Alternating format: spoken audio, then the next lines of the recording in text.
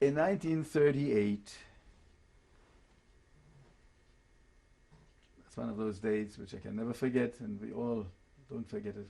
When November 10th every year comes around, I'm the one who remembers this day vividly, while even my non-American friends, American Jewish friends, don't remember it unless they read finally about it.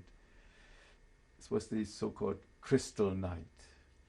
That night, I listened to the radio, forbidden, BBC, the night before, and read all about what had happened in Paris, and that measurements would be taken to avenge the death of this Herrn vom Rath, killed by a Jewish boy. I listened to the radio in a friend's house, and I rushed home, woke up the next morning. My transportation to school was about 7 miles, was by bicycle. I was fortunate at that point.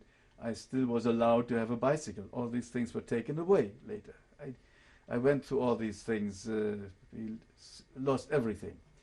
But on bicycle, I went through 7 miles of glass splinters. It's amazing that the bicycle lasted.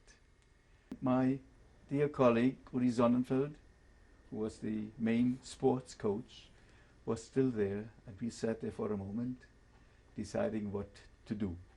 But there was no question. We took our bicycles and made a tour of the whole city of Berlin. We came to Friedrichstraße. It's a well-known term now. There was a little, very tiny cigar shop. The owner was a very, very old man, tiny old gentleman. But there were people standing around, 40, 50 people, and two of the Sturmabteilung, the SA, not SS. SS are the one in the black uniforms, and the and these are the brown shirts. Of course, with all their equipment, and they forced this very old gentleman to pick up the tiny glass splitters one by one. And they forced this man to do this. And they all were standing there and watching. We didn't know what to think. But the only thing we could think of was help. So we put our bicycles down. Rudy and I. We went in front of that group that was surrounding this old gentleman, went down on our knees, and started picking up glass splitters one by one to help this man. Briefly, I looked at the two guys. They didn't blink. They didn't move. Why did they not move? I asked myself.